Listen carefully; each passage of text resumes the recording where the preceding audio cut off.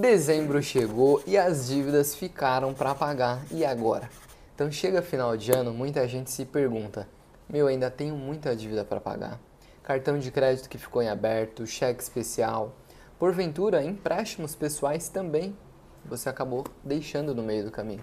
E aí, o que fazer? O que priorizar de fato? Eu vou te dar 3 dicas hoje que vai te ajudar a resolver esse problema ainda esse ano. Vem comigo.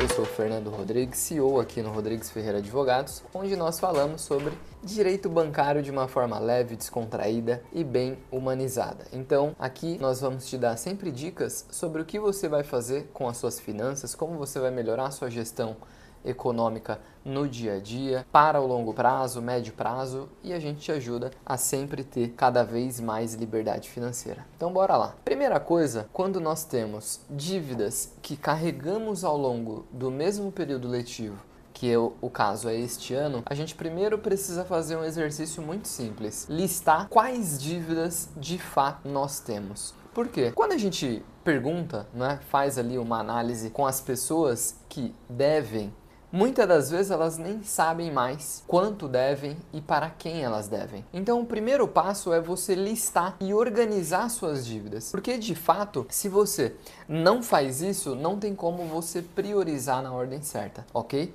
Então as dívidas estão aí, são um problema e obviamente precisa ser resolvido.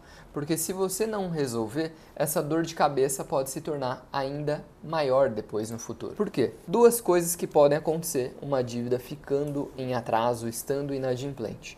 Primeira delas é você ter a negativação do seu nome nos órgãos de proteção ao crédito. Então, isso vai fazer com que todo o seu acesso a crédito ele esteja reduzido, mesmo que de forma momentânea, porque nós estamos vivendo num mercado de consumo, e às vezes te impossibilita de tomar uma melhor decisão financeira naquele período. 2, você sem um acompanhamento, sem uma gestão desse passivo, está sujeito ao credor ingressar com uma ação de execução contra você, uma ação de cobrança, ou seja, diante dos insucessos cobrando na via administrativa, ou até mesmo as ignoradas, né, que às vezes o consumidor faz com o próprio credor, isso leva a uma execução dessa dívida, ou seja, o banco ele vai cobrar essa dívida de você com juros, multa e honorários de sucumbência, tá? Esse é o segundo ponto, que ali podem ter atos que visam buscar até mesmo o patrimônio do devedor para saldar essa dívida, o que obviamente precisa respeitar todas as regras que dispõe ali no nosso Código de Processo Civil, ou seja, existe um manual, obviamente, de um processo que precisa ser seguido para haver penhora, eventuais bloqueios de contas. Então tudo isso precisa ter bastante critérios antes de fato acontecer, tá? Portanto, quando a gente está diante desse problema, após você seguir a dica de número 1, é você seguir essa dica.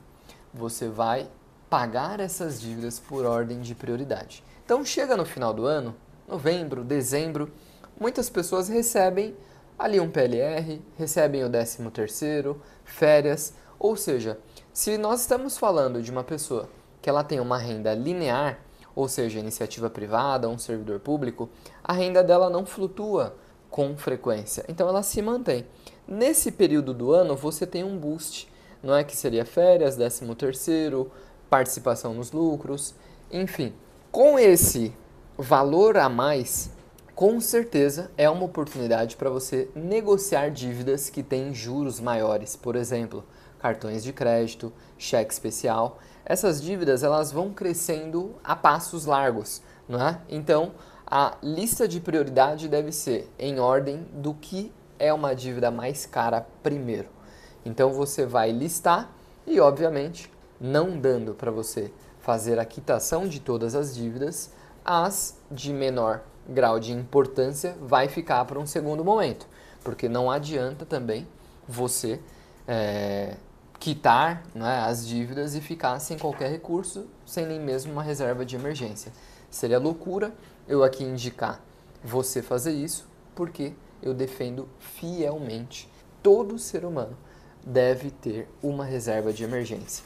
Significado de reserva de emergência: dinheiro guardado de forma líquida, ou seja, Pode ser rendendo um 100% CDI, existem vários bancos que dispõem disso, mas de certa forma, de 3 a 6 salários é o mínimo que você deve considerar para sua reserva de emergência, porque este valor ele te deixa em um patamar de melhor conforto, melhor segurança, caso ocorra alguma emergência, algum cuidado médico, alguma doença, alguma coisa. São coisas, obviamente, que ninguém espera que aconteça, mas se acontecer, você está preparado, ok?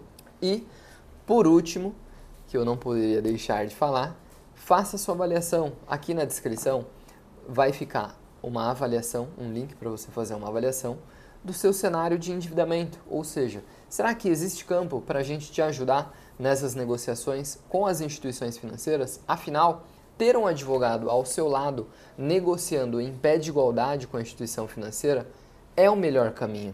É o melhor caminho porque você deixa de se preocupar com as nuances técnicas do assunto, ou seja, cláusulas, será que existe alguma taxa que está sendo abusiva ou não? Será que está havendo alguma cessão dessa dívida? Será que de fato eu não estou sendo enganado mais uma vez pela instituição financeira?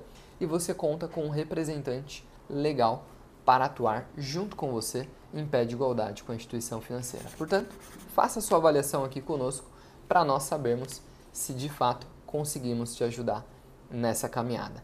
Se você ficou até aqui, é um prazer tê-lo em nosso canal. Se inscreve para você receber mais conteúdos como esse, deixa o seu like e eu vou deixar indicações de 2 vídeos que você vai ver a seguir. Continua com a gente, um grande abraço e até o próximo vídeo.